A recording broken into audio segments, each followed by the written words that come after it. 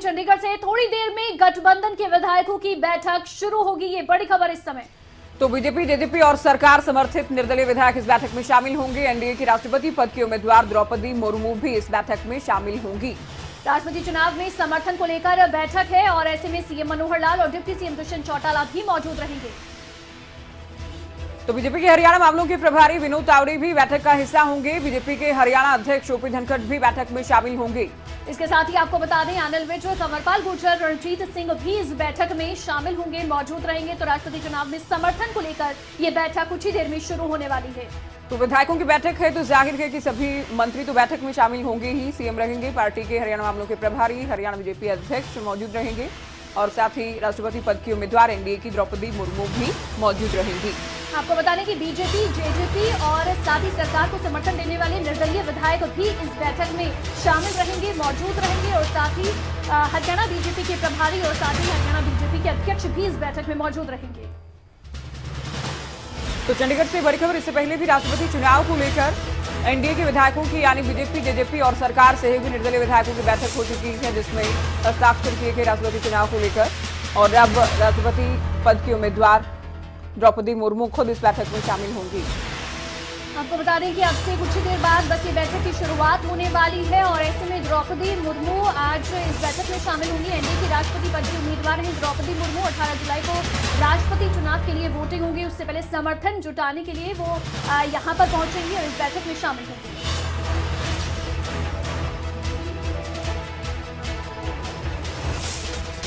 तो बड़ी खबर आपको बता दें, हमारे संवाददाता आपको जानकारी भी देंगे इस खबर से जुड़ी। कुछ ही पलों में ये बैठक शुरू होने वाली है। चलिए, हमारे संवाददाता जितेंद्र चौधरी हमारे साथ लाइव जुड़ गए हैं चंडीगढ़ से। जितेंद्र, बैठक शुरू होने को लेकर क्या अपडेट, क्या कुछ जानकारी? तो इस पर अब देखिए, बिल्कुल चंडीगढ़ स्थित हरियाणा निवास के अंदर ये बैठक होनी है, जिसके अंदर भाजपा के तमाम विधायक हैं, सांसद हैं। इसके अलावा अगर हम बात करें जो निर्दलीय विधायक हैं, जजपा के जो विधायक हैं, वो सभी यहाँ पर मौजूद रहेंगे। और जिस तरीके की जानकारी मिल पा रही है उसके मुताबिक पंजाब से भी जो शिरोमणि अकाली दल के जो विधायक हैं, जो नेता हैं, वो भी यहाँ पर पहुंचेंगे और उनकी तरफ से भी अपना समर्थन यहाँ पर द्रौपदी मुर्मू जो कि राष्ट्रपति उम्मीदवार है उनको दिया जाएगा। अपने कैंपेन की शुरुआत आज से ही जो द्रौपदी मुर्मू है उनकी तरफ से की गई है। हिमाचल से इसकी शुरुआत की गई थी और हिमाचल में अपने समर्थन में वोट मांगने की अपील के साथ साथ अब हरियाणा में और साथ साथ जो पंजाब के भी जो नेता हैं, जो विधायक हैं, जो समर्थन उनको देना चाहते हैं, वो तमाम लोग जो है वो यहाँ पर इकट्ठा होंगे। अभी आप देख सकते हैं कि नेताओं के आने का सिलसिला लगातार यहाँ पर जारी है। जो तमाम जो विधायक हैं, संदीप सिंह यहाँ पर पहुंचे हैं, जो खेल मंत्री हैं हरियाणा सरकार के अंदर, और इसके साथ साथ जो सांसद हैं उसमें डीपी वत्स की बात की जाए, संजय भाटिया की बात की जाए और इसके अलावा जो कैबिनेट मंत्री हैं मूलचंद शर्मा, कंवरपाल गुर्जर और साथ में स्पीकर ज्ञानचंद गुप्ता के साथ साथ कई जो विधायक हैं वो यहाँ पर पहुंच चुके हैं। सभी जब यहाँ पर पहुंच जाएंगे उसके बाद द्रौपदी मुर्मू यहाँ पर पहुंचेंगे और अपने समर्थन में वोट की अपील औपचारिक तौर पर कहीं ना कहीं यहाँ पर करते हुए नजर आएंगे। विधिवत तौर पर एक प्रक्रिया है जिसके तहत ये वोट मांगने का सिलसिला देखने के लिए मिला। जितेंद्र, पंजाब से कौन कौन पहुंच रहा है इस बैठक में शामिल होने के लिए और एक साथ बैठक चलेगी या पंजाब के विधायकों के साथ अलग से बैठक होगी? देखिए, जिन भी लोगों को, क्योंकि शिरोमणि अकाली दल के पास जिस तरीके से बहुत ज्यादा विधायक जो हैं वो पंजाब के अंदर नहीं है, वो यहाँ पर पहुंच रहे हैं। अभी एक विधायक यहाँ पर पहुंचे हैं और इसके साथ साथ सुखबीर बादल के भी पहुंचने की जो जानकारी है वो मिल रही है। वो भी यहाँ पर पहुंचेंगे, अपना समर्थन जो है देते हुए नजर आएंगे। और सभी लोग जो है, जब सभी विधायक, सभी सांसद जो हैं वो यहाँ पर बुलाए गए हैं और पंजाब से भी शिरोमणि अकाली दल के जो विधायक है, जो सांसद है, वो यहाँ पर पहुंच करके अपना समर्थन देंगे। जजपा के भी विधायक जो है वो यहाँ पर अपना समर्थन देते हुए नजर आएंगे। निर्दलीय विधायक सोमवीर सांगवान भी यहां पर पहुंच चुके हैं, उनकी तरफ से भी अपना समर्थन दिया जाएगा। और इसके अलावा भी जो सरकार समर्थित जो विधायक हैं, अगर हम बात करें हरियाणा में, वो सभी यहां पर पहुंचेंगे और अपना समर्थन जो देते हुए नजर आएंगे। फिलहाल अगर हम बात करें तो विधायकों और सांसदों के पहुंचने का जो सिलसिला है वो यहाँ पर शुरू है। द्रौपदी मुर्मू की तरफ से हिमाचल से अपने इस कैंपेन की शुरुआत की गई थी। हिमाचल में भी इसी तरीके की एक बैठक वो करने के बाद यहाँ पर पहुंच रही है। और इसी तरीके से जसवंत सिन्हा की अगर हम बात करें, विपक्ष की तरफ से जिन उम्मीदवार उम्मीदवार बनाया गया है उनकी अगर हम बात करें तो वे भी छत्तीसगढ़ तमिलनाडु से अपने कैंपेन की शुरुआत कर चुके हैं। तो अब ये देखना है कि इस पूरे समर्थन के दौर के अंदर भाजपा खेमा की अगर हम बात करें या फिर एनडीए खेमे की अगर हम बात करें तो प्रबल दावा करते हुए नजर आ रहा है द्रौपदी मुर्मू के राष्ट्रपति पद पर जीतने को लेकर। बहुत शुक्रिया जितेंद्र, पूरी जानकारी आपने दी। नजर आप बनाए रखिए, आपसे अपडेट इस खबर पर हम लेते रहेंगे। तो बड़ी खबर ये कि आज राष्ट्रपति चुनाव को लेकर बीजेपी, जेजेपी और सरकार की सहयोगी निर्दलीय विधायकों की चंडीगढ़ में बैठक। इसी के साथ अब आपको बता दें कि मुख्यमंत्री मनोहर लाल की अध्यक्षता में चंडीगढ़ में विधायक दल की एक बैठक होने वाली है और बैठक में बीजेपी विधायकों के अलावा जेजेपी सरकार को समर्थन देने वाले विधायक भी मौजूद होंगे। तो काफी हैवी बैठक होने वाली है। हरियाणा के मुख्यमंत्री मनोहर लाल की अध्यक्षता में चंडीगढ़ में विधायक दल की एक बैठक होगी। इस बैठक में बीजेपी विधायकों के अलावा जेजेपी और सरकार समर्थित सभी निर्दलीय विधायक भी मौजूद रहेंगे। ये बैठक खासतौर पर एनडीए गठबंधन की राष्ट्रपति उम्मीदवार द्रौपदी मुर्मू के लिए विधायकों के वोट को लेकर की जा रही है। खुद द्रौपदी मुर्मू चंडीगढ़ पहुंचकर सभी विधायकों से मुलाकात करेंगी। राष्ट्रपति चुनाव को लेकर इससे पहले भी चंडीगढ़ में हरियाणा और हिमाचल के विधायकों की एक संयुक्त बैठक हुई थी। इस बैठक में भी दोनों राज्यों के विधायकों से द्रौपदी मुर्मू के पक्ष में वोट करने को लेकर समर्थन पत्र पर हस्ताक्षर करवाए गए थे। राष्ट्रपति पद के लिए मतदान 18 जुलाई को होगा। वर्तमान राष्ट्रपति रामनाथ कोविंद का कार्यकाल 24 जुलाई को समाप्त हो रहा है। वहीं इस दौरान राष्ट्रपति पद के लिए एनडीए की उम्मीदवार द्रौपदी मुर्मू आज चंडीगढ़ आएंगे। इस दौरान वो भारतीय जनता पार्टी, जननायक जनता पार्टी और सरकार के सहयोगी निर्दलीय विधायकों से वोट की अपील करेंगी। द्रौपदी मुर्मू मुख्यमंत्री मनोहर लाल, डिप्टी सीएम दुष्यंत चौटाला, हरियाणा के मंत्रियों, सांसदों और विधायकों से भी मुलाकात करेंगी। इसके साथ ही वो सभी से वोट की अपील करेंगी। चलिए बड़ी खबर में रुक करेंगे। बड़ी खबर का सीएम मनोहर लाल हैदराबाद जाएंगे और दिल्ली से हैदराबाद के लिए होंगे रवाना। तो ये बड़ी खबर, बीजेपी की राष्ट्रीय कार्यकारिणी की बैठक में मुख्यमंत्री शामिल होंगे। 4 जुलाई को हैदराबाद से वापस लौटेंगे सीएम। तो पीएम नरेंद्र मोदी भी बैठक में शामिल होंगे। बीजेपी की राष्ट्रीय कार्यकारिणी की बैठक है जिसमें हरियाणा के सीएम समेत हिमाचल के सीएम और हिमाचल के अलावा तमाम बीजेपी शासित राज्यों के मुख्यमंत्री और बीजेपी राष्ट्रीय कार्यकारिणी के सदस्य शामिल होने वाले हैं। तो आपको बता दें कि तेलंगाना में ये इस बार बैठक के लिए जो है वो चुना गया है। हैदराबाद में ये बैठक होगी और उसके बाद में इस बैठक के बाद 4 जुलाई को मुख्यमंत्री हैदराबाद से वापस लौटेंगे। तो बीजेपी तेलंगाना मिशन पर काम कर रही है। मिशन तेलंगाना बीजेपी की ओर से चलाया गया है और इसी कड़ी में बेहद अहम ये बैठक बुलाई गई है।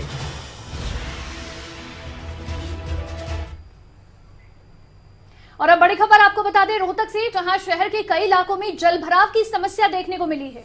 पूर्व मुख्यमंत्री और नेता प्रतिपक्ष भूपेंद्र हुड्डा ने जायजा लिया। हुड्डा ने सरकार और प्रशासन पर वार किया है। इवेंट मैनेजमेंट की सरकार बताया गया है भूपेंद्र हुड्डा की ओर से। साथ ही कहा कि विकास के दावे हवाई हैं। घरों में घुसे पानी पर हुड्डा की ओर से मुआवजे की मांग की गई है कि जिन घरों में पानी घुसा है, लोगों को नुकसान उठाना पड़ा है, उनकी आर्थिक मदद सरकार करे। तो ये तस्वीरें भी हैं जो रोहतक से सामने आई हैं, जब पूर्व मुख्यमंत्री और साथ ही नेता प्रतिपक्ष भूपेंद्र हुड्डा रोहतक में जो जलभराव की समस्या लोगों के सामने आई है उसका जायजा लेने के लिए पहुंचे। बिल्कुल, तो नेता प्रतिपक्ष को आप देख सकते हैं। साथ ही रोहतक से कांग्रेस विधायक बीबी बत्रा भी हैं। घुटनों तक पानी है, जलभराव की स्थिति है, लेकिन इसी जलभराव के बीच हुड्डा की ओर से जायजा लिया गया है। सरकार और प्रशासन को आड़े हाथ लिया गया। चलिए, कांग्रेस के विधायक बीबी बत्रा हमारे साथ फोन लाइन पर हैं। बत्रा साहब, बहुत स्वागत है आपका खबरें अभी तक पर। Thank you madam. आपकी रोहतक की तस्वीरें हम देख रहे हैं। आपने जलभराव की स्थिति में जायजा लिया है, घुटनों तक जलभराव है। चौधरी गोविंद सिंह हुड्डा जलभराव वाली कॉलोनी के अंदर गए हैं। बहुत बुरा हाल था, लोगों का इतना असहनीय वहाँ पर था और इतनी विपता लोग उनको पड़ी है इस बात के लिए। बहुत बुरा हाल है, बहुत बुरा। बत्रा साहब, क्या बात हुई लोगों से वहां पर जब आप पहुंचे? क्या कहा गया लोगों की ओर से? लोगों ने प्रशासन के खिलाफ खुल के बोले और खुल के नारे लगाए और सत्यानाश कर दिया प्रशासन ने। अच्छा, मुआवजे की बात हुई है। मुआवजा किस तरह का हुड्डा साहब की ओर से मांगा गया है? मुआवजा हुड्डा साहब ने बात की है कि मुआवजा लेंगे, दिलवाएंगे सबको और सरकार से बात करेंगे। अच्छा, आप हमें ये बताएं बीबी बत्रा जी, जब आप लोगों की सरकार थी, क्या तब रोहतक में जलभराव नहीं था? हालांकि अब जाहिर है सरकार की जिम्मेदारी है, प्रशासन की जिम्मेदारी है। प्रशासन फेलियर प्रशासन है। प्रशासन की इतना खोखलापन सामने आया जिसका इमेजिन नहीं किया जा सकता। बत्रा साहब, लेकिन रोहतक के विकास के लिए तो खुद हुड्डा साहब इसके लिए कहते रहे हैं कि किस तरह से उन्होंने विकास कराया। हमने विकास किया। हमारे टाइम में पानी कभी खड़ा नहीं हुआ, सब कुछ है। इन्होंने ना तो नाले साफ करवाए, ना सर्विस सिस्टम साफ करवाया और ना ही इनके पंपिंग स्टेशन स्टॉर्म वाटर के वो चले और इतना बुरा हाल है, बहुत बुरा हाल है। हद से ज्यादा लोगों का बहुत नुकसान हुआ है। करोड़ों रुपए का नुकसान है, करोड़ों रुपए। और बड़ी बात तो ये है कि अभी तो मानसून शुरू हुआ कि आने वाले दिनों में स्थिति क्या होगी, ये भी वाकई डराने वाली बात है। बहुत शुक्रिया बीबी बत्रा जी, आपने वक्त दिया, हमारे साथ जुड़े। तो नेता प्रतिपक्ष हैं और उनके साथ स्थानीय रोहतक विधायक बीबी बत्रा हैं। बत्रा साहब हमारे साथ खुद फोन लाइन पर जुड़े हैं। उनका कहना है कि ड्रेनेज सिस्टम साफ नहीं किए गए, मानसून को लेकर कोई तैयारियां नहीं की गई।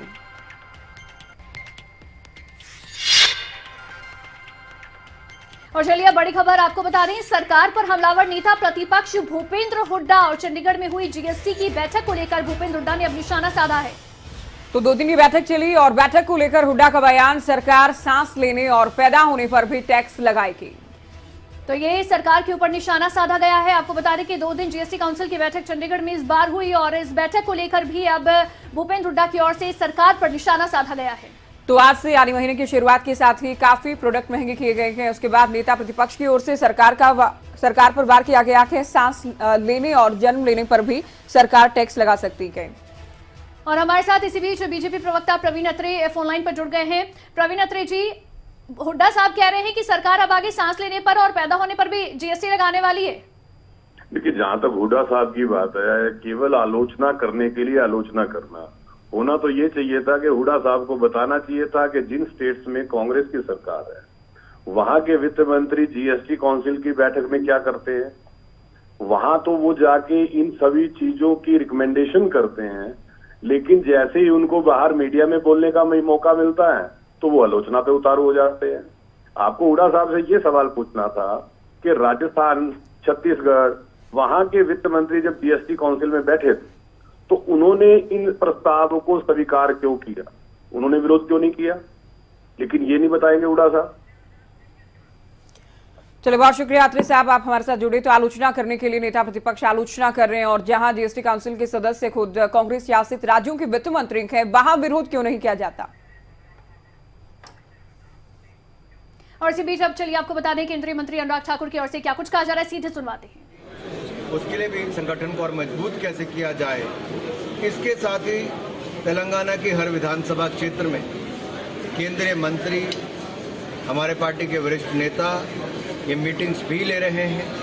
तेलंगाना में उपचुनाव भी हमने रिकॉर्ड जीता है और ये अपने आप में स्पष्ट संकेत पूरे तेलंगाना में गया है कि किस तरह से वहाँ पर भारतीय जनता पार्टी की ताकत लगातार बढ़ रही है। कर्नाटक के बाद एक और दक्षिण भारत में राज्य जहाँ पर भाजपा सरकार बनाने की भविष्य में पूरी ऐसी स्थिति बनी है, ये हमारी ताकत, बढ़ती हुई ताकत भी है। मोदी जी का नेतृत्व में पार्टी बहुत आगे बढ़ी है, सरकार ने शानदार काम किया है। तो चलिए खबरों में आगे बढ़ेंगे। अभय चौटाला का बड़ा गंभीर आरोप, राज्यसभा चुनाव में विधायकों को पैसे दिए गए, ये कहा गया अभय चौटाला की ओर से। तो ये बड़ा आरोप है जो अभय चौटाला की ओर से लगाया गया है। उन्होंने कहा कि किसने पैसे लिए, मेरे पास सबूत हैं, ये बड़ी बात कही गई है अभय चौटाला की ओर से। तो इससे पहले भी आरोप लगाए गए थे उनकी ओर से। अब ये कहते हैं कि साक्ष्य मेरे पास है, किसने कितने पैसे लिए हैं राज्यसभा चुनाव में समर्थन को लेकर। क्या कुछ कहना है अभय चौटाला का, सुनते हैं। गठबंधन थोड़ा, ये ठगबंधन है। मैंने कहा था राज्यसभा के चुनाव के अंदर ये लोग जो है पैसे लेकर के वोट देंगे और मेरे पास सबूत आ गए, इन्होंने पैसे लिए हैं। मुख्यमंत्री को सबूत के साथ चिट्ठी भेजूंगा और ईडी डिपार्टमेंट को भी लिखूंगा, प्रधानमंत्री को भी लिखूंगा। ईडी वालों से ये कहूंगा कि आप हर किसी का जाकर के गला पकड़ते हो। ये हमारे एमएलए बिके हैं यहाँ पे और इतना इतना करोड़ रुपया इन्होंने लिया है। नाम बताऊंगा किस किसने लिए और किसने नहीं लिए।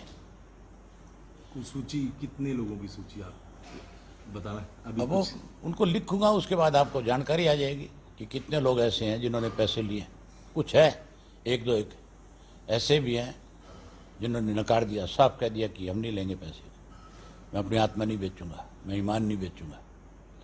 लेकिन बहुत सारे ऐसे हैं जिन्होंने पैसे लिए, उनकी सूची मेरे पास है। ईडी को भेजूंगा, ईडी से कहूँगा कि आप ईमानदारी से अगर अपना डिपार्टमेंट चला रहे हो तो फिर इसकी इंक्वायरी करो। मैंने एक आरोप लगाया था भूपेंद्र सिंह हुड्डा के ऊपर, आज नहीं, शुरू दिन से, जिस दिन से राज्यसभा का चुनाव हुआ चंद्रा का, उस दिन से, कि ये बीजेपी के हाथों कठपुतली है। इस नगर पालिका के चुनाव में भी कांग्रेस के लोग बहुत सारे चाहते थे कि हम सिंबल पे लड़ें, लेकिन हुड्डा ने बीजेपी की मदद करी और सिंबल पे लड़ने की बजाय कहा कि हम तो जो हमारे कोई सहयोगी खड़े होंगे उनका वैसे ही समर्थन करें। जहाँ जहाँ हुड्डा का बेटा दीपेंद्र सिंह हुड्डा गया चुनाव में, सब जगह दिवालियाँ पिट गई, तीसरे चौथे नंबर पे आए। इस चुनाव में भी राज्यसभा में मैंने कहा था कि हुड्डा कहेगा कुछ और करेगा कुछ, वो साबित हुआ कि नहीं हुआ। ये आगे जिला परिषद में भी बीजेपी की मदद करेगा। ये जिला परिषद में भी सिंबल पे नहीं लड़ेंगे, क्योंकि लड़ेंगे तो इनका भी दिवालियाँ पिटेगा ना। तो आपने सुना अभय चौटाला की ओर से क्या कुछ कहा गया है। गठबंधन को उन्होंने ठगबंधन बताया है और साथ ही बड़े आरोप हैं जो उनकी ओर से लगाए गए हैं। बिल्कुल, भूपेंद्र हुड्डा पर भी वार करते हुए नजर आए। साथ ही खबरों में आगे बढ़ेंगे। 3 जुलाई को सिरसा में इनेलो की महत्वपूर्ण बैठक होने वाली है। इनेलो की प्रदेश कार्यकारिणी की बैठक होगी। इस बैठक में खुद अभय चौटाला मौजूद रहेंगे। साथ ही गठबंधन मजबूत करने को लेकर, इस संगठन को मजबूत करने के लिए इसमें चर्चा की जाएगी, फैसले लिए जाएंगे किस तरह से इनेलो को मजबूत करना है। तो नए साथियों को बड़ी जिम्मेदारी देने पर भी चर्चा की जाएगी। तो संगठन के विस्तार और संगठन की मजबूती को लेकर चर्चा की जाएगी। प्रदेश कार्यकारिणी की बैठक बुलाई गई है। तो इनेलो प्रदेश कार्यकारिणी की बैठक होगी जिसमें अभय चौटाला खुद मौजूद रहेंगे। साथ ही संगठन को मजबूत करने के लिए कुछ अहम फैसले और कुछ बड़ी जिम्मेदारियां, नई जिम्मेदारियां भी सौंपी जाएंगी। चलो बुलेटिन में आगे बढ़ेंगे। सिरसा पुलिस को बड़ी कामयाबी हाथ लगी है। गांव देसू जोधा के खेत में डोडा पोस्ट मिला है। बरामद की गई डोडा पोस्ट की कीमत 50 लाख रुपए बताई जा रही है। खेती के एक कमरे में दरअसल नशे की खेप मिली है। तो खेत में बनाए गए कमरे के अंदर ये नशीला पदार्थ भारी मात्रा में बरामद किया गया है और 10 क्विंटल 50 किलो डोडा पोस्ट समेत दरअसल 2 लोग गिरफ्तार किए गए हैं। तो डोडा पोस्ट यानी नशीला पदार्थ भारी मात्रा में जब्त किया गया है। 2 लोगों की गिरफ्तारी भी की गई है सिरसा में। इसी पर ज्यादा जानकारी लेंगे। नकुल जसूजा हमारे संवाददाता सिरसा से फोन लाइन पर जुड़ गए हैं। सिरसा, नकुल, ये बड़ी कामयाबी इस समय मिली है, डोडा पोस्ट बरामद हुई है, क्या और जानकारी? जी बिल्कुल, देखिए सिरसा के एसपी की तरफ से ऑपरेशन ग्रीन अभियान चलाया जा रहा है और उसके तहत एक बड़ी कामयाबी सिरसा पुलिस को मिली है, जिसकी पीठ पुलिस थपथपा रही है। और पुलिस का कहना है कि लगभग 50 लाख रुपए की कीमत की ये डोडा पोस्ट है जो पुलिस ने जो बरामद किया और साथ ही साथ 2 लोगों को गिरफ्तार भी किया है। खास बात ये रही कि जो पुलिस एसपी सिरसा अर्पित जैन की तरफ से जो प्रेस कॉन्फ्रेंस की गई उसमें जानकारी ये दी गई कि लहसुन से भरे जो ट्रक हुए हैं उसके अंदर ये बोरियां छुपाकर लाई गई थी और इंफॉर्मेशन ये मिली थी कि इनको देसू जोधा, जो कि पंजाब बॉर्डर पर स्थित हरियाणा का एक गांव है, वहां किसी खेत के कमरे में रखा हुआ था। और जैसी जानकारी मिली पुलिस को तो पुलिस ने छापा मारा तो वहां पर इतनी बड़ी जो अमाउंट कहेंगे उसमें डोडा पोस्ट बरामद हुई है। और फिलहाल पुलिस ने 2 लोगों पर मामला दर्ज कर उन्हें गिरफ्तार कर लिया है और पुलिस का कहना है कि आगे इनके लिंक्स कनेक्ट किए जा रहे हैं। बिल्कुल, कुछ और गिरफ्तारियां भी हो सकती हैं। तो बहुत शुक्रिया नकुल, पूरी जानकारी आपने दी। पंजाब और राजस्थान से लगते जिले सिरसा में नशा इससे पहले ही एक बड़ी परेशानी है। अब 2 लोग गिरफ्तार किए गए हैं जिनसे पूछताछ के बाद कुछ और गिरफ्तारियां और बड़े खुलासे भी संभव हैं। और चलिए अब आपको पानीपत से खबर बताते हैं। दरअसल पानीपत से लापरवाही की ऐसी तस्वीरें सामने आई हैं जिसे देखकर आप भी हैरत में पड़ जाएंगे। तो इन दिनों लोग स्टंट के नाम पर कितना खतरा मोल लेते हैं, रिपोर्ट में आपको दिखाते हैं। लोगों की लापरवाही की तस्वीरें तो कई बार सामने आती है, लेकिन पानीपत से सामने आए एक वीडियो को देखकर आप भी हैरत में पड़ जाएंगे। इन तस्वीरों को आप भी देखिए और देखिए कैसे लोग अपनी जिंदगी जोखिम में डालने पर सवार है। इस वीडियो में आपको एक व्यक्ति नजर आ रहा है जो बाइक पर सवार है और स्टंट के नाम पर ये व्यक्ति बाइक पर सवार होकर तालाब में छलांग लगा देता है। ये कोई बहादुरी की तस्वीरें नहीं है, ये सबसे बड़ी लापरवाही है, क्योंकि आप सोचे यहाँ जरा सी भी चूक होती तो कितना बड़ा हादसा हो जाता। आप भी देखें पानीपत से सामने आई लापरवाही की इन तस्वीरों को। आपको बता दें कि खबरें अभी तक ऐसे स्टंट को कतई बढ़ावा नहीं देता है। इस वीडियो को दिखाने का मकसद सिर्फ आपको जागरूक करना है। अक्सर ऐसे वीडियोस सोशल मीडिया पर काफी शेयर किए जाते हैं, तो इसमें शाबाशी के बजाय लोगों को हिदायत दी जानी चाहिए, लोगों को समझाइश दी जानी चाहिए कि इस तरह से हरकतें ना करें। ऐसे में कई तरह के जोखिम भरे काम जो है लोग करते हैं ताकि वो सोशल मीडिया पर वायरल हो जाए। वहीं ओलंपिक गेम्स में देश का मान बढ़ाने वाले नीरज चोपड़ा का जलवा भी कायम है। 15 दिन में नीरज चोपड़ा ने दूसरी बार नेशनल रिकॉर्ड तोड़ा है। टोक्यो ओलंपिक में अपनी मेहनत से कमाल दिखाते हुए गोल्ड मेडल जीतने वाले नीरज चोपड़ा एक के बाद एक रिकॉर्ड बनाते जा रही हैं। हाल ही में हुए पावो नुर्मी एथलेटिक्स मीट में रजत पदक जीतने और राष्ट्रीय रिकॉर्ड स्थापित करने के बाद उन्होंने एक बार फिर से 89.94 मीटर का राष्ट्रीय रिकॉर्ड बनाया।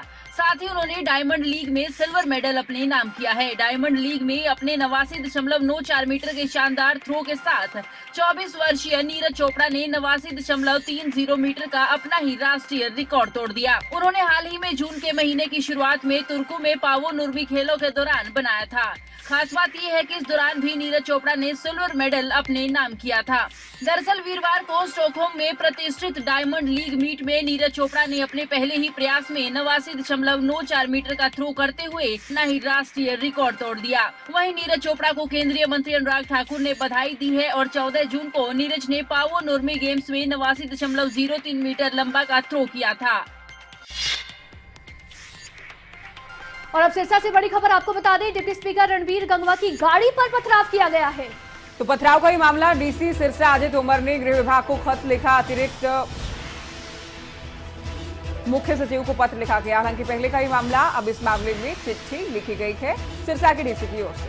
तो इस मामले को वापस लेने के लिए पत्र लिखा गया है। बीते दिनों डीसी अजय तोमर से किसानों ने मुलाकात की थी और किसान नेताओं ने मामला रद्द करने की मांग की थी।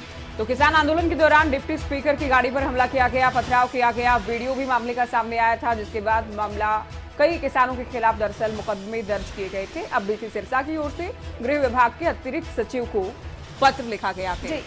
नकुल जसूजा हमारे संवाददाता ज्यादा जानकारी के साथ फोन लाइन पर जुड़ गए हैं। नकुल, अभी फिलहाल इस मामले को वापस लेने के लिए अपील की गई है और साथ ही किसानों की ओर से पत्र भी लिखा गया है, क्या जानकारी? और देखिए, बिल्कुल बीते दिनों किसानों का एक दल जो है डीसी सिरसा अजय तोमर से मिला था और उस दौरान ये जिक्र किया गया था कि जब सरकार के साथ किसानों का राजीनामा हुआ था, जब बातचीत हुई थी, तो उसमें ये तय किया गया था कि जो किसानों पर दर्ज मामले हैं उन्हें रद्द किया जाए, उन्हें वापस लिया जाए।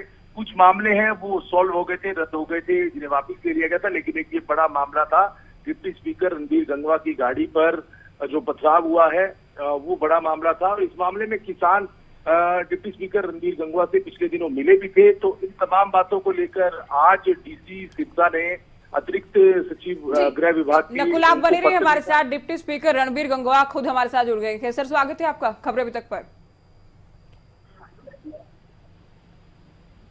रणबीर गंगवा जी, आवाज मिल पा रही है आपको? हाँ जी, हाँ जी, नमस्कार जी। जी नमस्कार। ये किसान आंदोलन के दौरान सर आपकी गाड़ी पर जो पथराव किया गया, वीडियो भी सामने आया, मुकदमे कुछ दर्ज हुए थे, अब उनको लेकर क्या स्टेटस है? क्या आप भी वाकई चाहते हैं कि मामले वापस हों?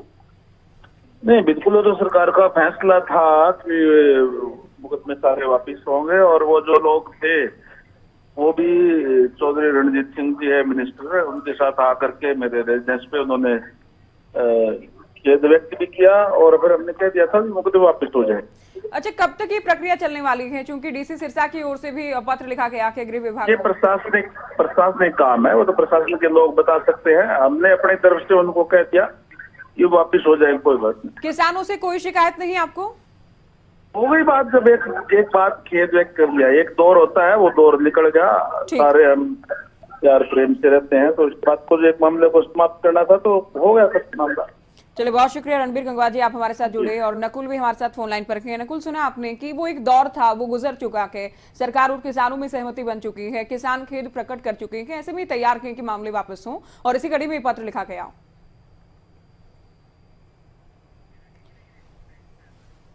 तो नकुल हमारे संवाददाता जानकारी दे रहे थे। बहुत शुक्रिया नकुल, ये तमाम जानकारी आपने दी। वहीं अब आपको बता दें कि 19 किलोग्राम के वाणिज्यिक एलपीजी सिलेंडर यानी कि कमर्शियल एलपीजी सिलेंडर की कीमतों में कटौती की गई है। तो राजधानी दिल्ली में आज 198 रुपए की कीमत कम की गई है। 198 रुपए प्रति सिलेंडर ये कीमत घटी है।